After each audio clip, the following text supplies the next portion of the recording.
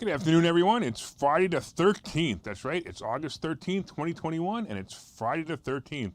I'm hoping you had some good luck today. Anyway, welcome to Money Chat Now. I am your host, Larry Steinhouse, and we are brought to you by Investor Schooling.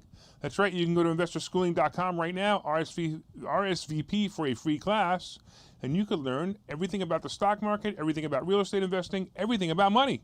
That's investorschooling.com. All right. So first of all, let's talk a little bit about what we're going to be talking about today. The first thing is that you should know is there are more records broken today, which is awesome, the Dow and the S&P. Consumer sentiment has fallen. A federal judge decided on evictions, and we're going to talk about that. That's pretty important, especially if you're a real estate investor. Federal tax credit was deployed today. There's a lot of unemployment fraud. Let's talk about that. COVID vaccine job mandates. And here's an interesting one because we are a financial show. I wanted to bring up the Taliban and Afghanistan, and we'll talk about that in a little while and why. And of course, some of my all-time picks. So first of all, let's get right into it. The Dow Jones and the S&P hit records today, and actually, just so you know, the Dow actually finished up 15 points, but at one point it was up over 100 points today to break a record of over 35,600, which is not bad. And again, I've been saying this for the last couple of days. I see 30. First of all, I see 36,000, no problem. I see 40,000 in the horizon, probably in the next 9 months, maybe possibly a year, but it will definitely happen. It's definitely one of those things that's going to happen. I don't know what's going to happen after that, but it's definitely going to happen. The S&P actually squeaked out a slight gain today. Actually, it broke a record at 44.68. All right, let's get into talking about some of the greatest stuff that's going on today. Oh boy. Consumer sentiment measures fall. Now, this is important. The University of Michigan's Consumer Sentiment Index tumbled to 70.2 in its preliminary August reading. That is down more than 13% from July's result of 81.2 and below the April 2020 mark of 71.8%, which was the lowest in the pandemic. So basically what's happening right now, it's not many points lower, but it's the lowest point that we've hit in the consumer index in the entire pandemic is now, not in April. It's now. Now, this could be a problem. It could not be a problem, but of course, this is being caused by the Delta variant, and it's confusing people. Over the past half century, the sentiment index has only recorded larger losses in 6 other surveys, all connected to sudden negative changes in the economy. Richard Curtin, chief economist for the University of Michigan Surveys of Consumers, said in a release.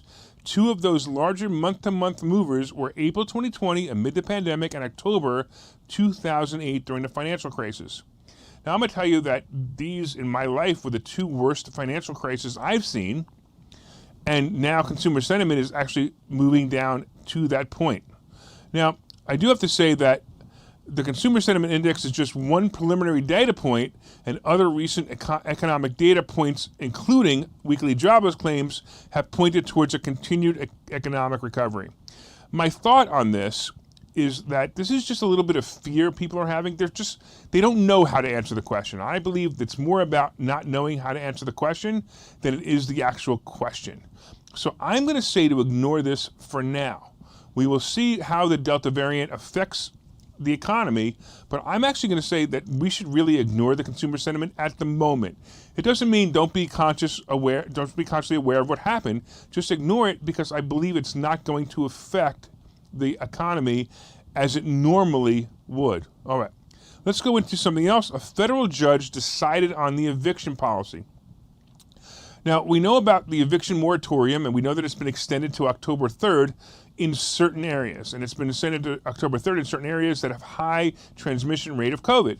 Now, right now, transmission rate of COVID is super high because the Delta variant apparently moves faster than the Alpha variant and all the other letters in between. So it's moving very fast. A federal judge rejected on Friday a request by landlord groups to block the CDC and prevent new eviction moratorium. I have the biggest problem I have with this is who is the CDC to say that there should be an eviction moratorium or not? I have no problem with them recommending it. That's okay, but they have no right to dictate it. However, it is what it is.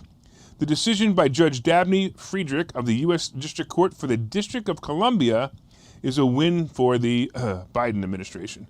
More than 11 million Americans remained behind their rent, moving the CDC to issue a new eviction ban earlier this month after its previous one expired on July 31st. You know, even this article doesn't understand that the eviction ban that the CDC is trying to rule is it's not about whether you're going to be thrown out of your house or not because you can't afford to pay the mortgage. It's about, the rent. It's about whether if you are thrown out, you're going to have to move in with somebody and you may spread COVID. That's what the CDC is saying. So even the people who write these articles don't even understand it. The ruling was on technical grounds. Friedrich said the court's hands are tied by an earlier appellate ruling to keep the moratorium in effect. She said the plaintiffs could challenge the policy with D.C. Circuit. I bet they will. Also, the Alabama landlords who made the request will probably appeal. So once again, it's a complete joke. The administration believes that the CDC's new moratorium is a proper use of its lawful authority to protect public wealth, says the White House. Wow. They're so far off. They don't even understand.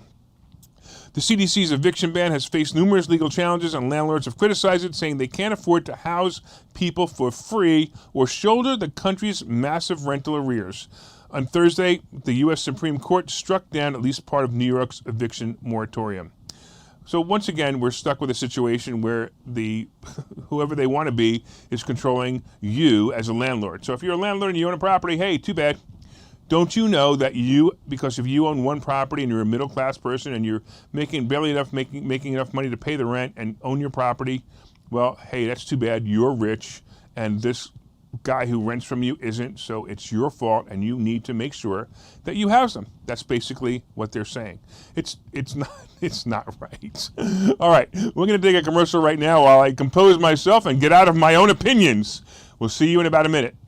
Okay, so you've thought about investing in real estate, houses, apartment buildings, properties, but don't really know where to start? Well, what if you could very easily learn how to gain strategies to use other people's money to buy and sell houses in the Philadelphia area? If you could learn and network with successful area real estate investors and how to produce monthly income on rental properties without headaches, that place is Investor Schooling. With Investor Schooling, you'll learn from two Philadelphia area rockstar real estate investors, Phil Falcone and Larry Steinhouse, about how to buy and sell properties the easy way and teach you basic and advanced techniques to help you make money in real estate. You can attend Investor Schooling in person or online visual classes 8 times a month. You can and will learn how to make money in real estate. Call for free information and get a complimentary pass to one of these classes. But don't delay, as these complimentary passes are limited. Call the number on your screen now or visit investorschooling.com. investorschooling.com.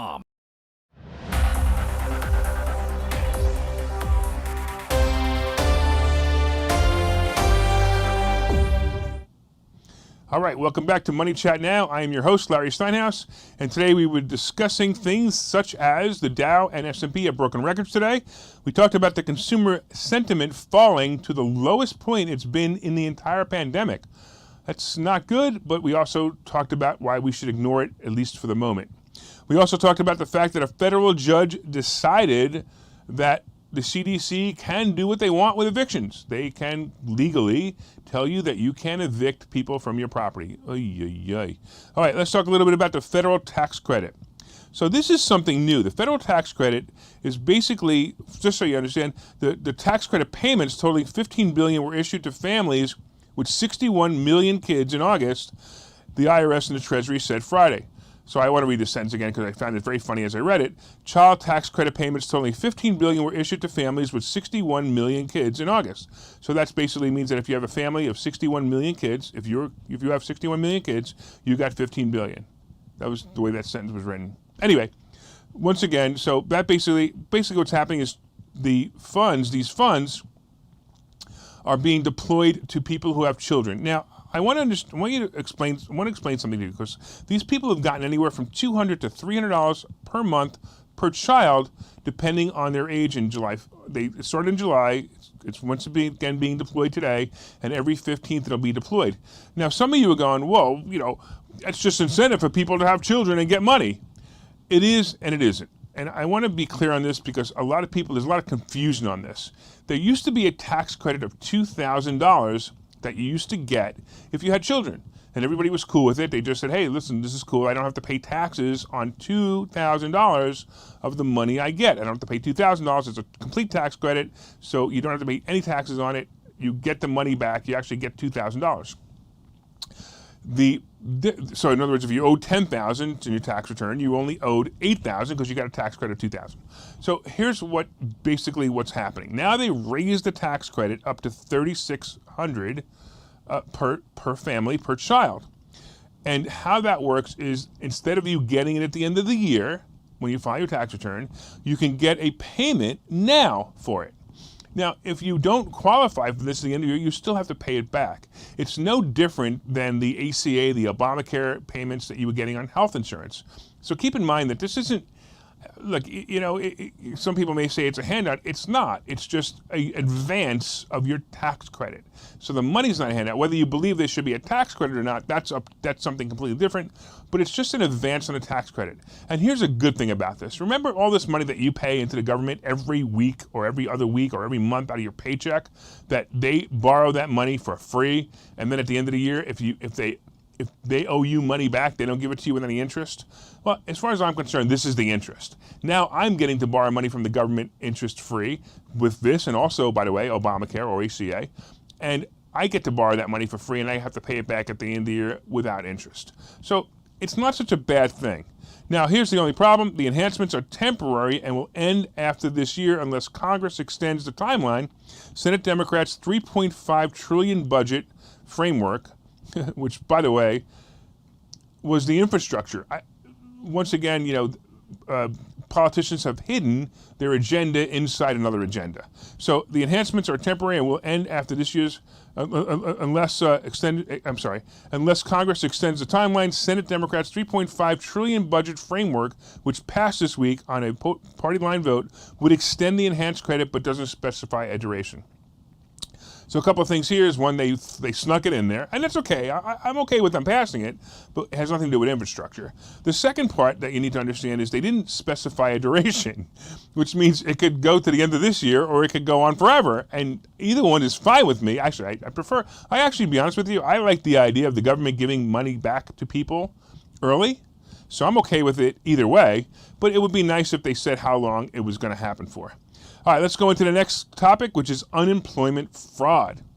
Unemployment fraud is kind of interesting. The Labor Department is offering $240 million in grants to states to help fight ongoing attempts to steal unemployment benefits. Now, I own a couple of companies, and I actually noticed something interesting that happened to me this year that's never happened to me before. I've gotten forms from the unemployment office saying, hey, John Smith is filing for unemployment, and they say they work for you. I've never heard of John Smith. And it didn't just happen once, it probably happened a half a dozen times this year between all the companies I own. And I was shocked to see that this was really going on. It's insane that people are actually finding companies that may or may not respond. I'm not sure how they find the companies who may or may not respond. They may think, hey, this guy's a small company, he might not even open his mail, and then they would be approved for unemployment. I don't know how it's working, but I'm finding it fascinating that we're getting these letters. Fraud has been elevated since spring of 2020 when federal lawmakers expanded unemployment benefits during the COVID pandemic. Well, think about this. Hey, if I can get unemployment, or if anybody can get unemployment, whether it's fraud or not fraud, they get an extra, they used to be $600, now they get an extra $300 a week in unemployment benefits. So hey, let's try to steal that money from the government is what they're thinking. Makes sense, right? The funding is part of a broader $2 billion effort to improve the U.S. unemployment system. So the $240 million, they want to be able to use it to chase people who are committing unemployment fraud. What we're seeing now is really terrifying, said Michelle Evermore, a senior policy advisor for unemployment insurance at the Labor Department. She continued, fraud has gotten so big. Well, you've also sit there and said, hey, listen, if you commit crimes, you're not going to go to jail, so this is an easy crime too. The Labor Department's Office of Inspector General estimates about $87 billion in benefits may ultimately be paid improperly. $87 billion being paid improperly. A significant portion due to fraud, while pandemic-era programs are intact. By the way, these programs are slated to end September 6th. I wouldn't be surprised if the CDC, because they are the authority, of course, says, hey, you need to extend these unemployment benefits. I didn't say that they created them. I was being a little bit of sarcastic there. All right. The other thing that's going on, too, is COVID vaccine mandates in job listings jumped by 34% as Delta variant sparks surges in virus cases. I saw this the other day, and I was shocked. I actually saw a listing for a job that said, and it was a simple job. It wasn't like a healthcare worker job. It was an office job. I don't remember what it was. And it said, must be vaccinated. And I was shocked by this. I was like, how do you put that in a job listing? Can you actually put that in a job listing? I could almost understand if it's a healthcare worker, but I found this in a typical everyday basic job offering that said you must be vaccinated. I was shocked. The share of job posts that require a COVID vaccine were up 34% on August 7 when compared to the prior month, according to data from Indeed. Other jobs ads aren't specific. They ask for vaccination without explicitly mentioning COVID. These listings are up 90% over the same period. So they're not saying you must be vaccinated for COVID. They're saying you must be vaccinated. Whatever, okay? They didn't mean the polio vaccine. It's apparent they mean COVID-19, according to Anne Elizabeth Conkle, an economist at the Indeed hiring lab who authored the analysis. Now, this is interesting, too. Despite a big percentage in growth, the overall number of job posts mandating applicants to have a vaccine is still relatively small. In the software development sector, for example, about 438 jobs out of every 1 million listed that they required a vaccine. That represents an increase, believe it or not, of over 10,000 from the prior 3.5 posts per million that did so in February, according to Indeed. The CDC panel unanimously voted to suggest vaccine boosters for all those with compromised immune system on a different topic. So basically, that came out today too. The CDC is saying, listen, if you're a compromised immune system, then you should get your vaccine. All right, we're going to take a quick break. We're going to go over to take a look at this video. I want you to see this because my partner, Phil Falcone, is giving away his Z4.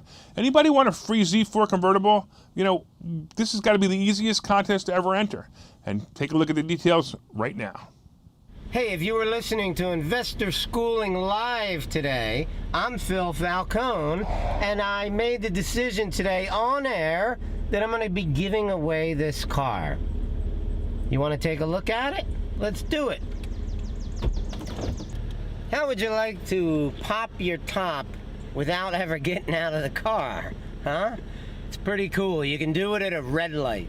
You can do it when you see it rainy. You can actually even do it when you're driving, as long as you don't go maybe faster than 10 miles an hour. So I am giving away this car. Why? Is it because I'm crazy? Is it because I'm rich? Is it because of both? Take your pick. I don't care. Let me tell you about the car. We're going to have a contest. We're looking for real estate investors to go to our website and give us a real estate tip. And you can have people that you know vote on the site about which real estate tip is the most quality, most valuable to them.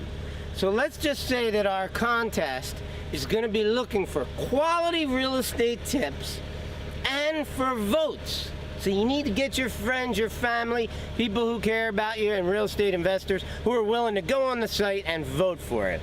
And I will give you this car.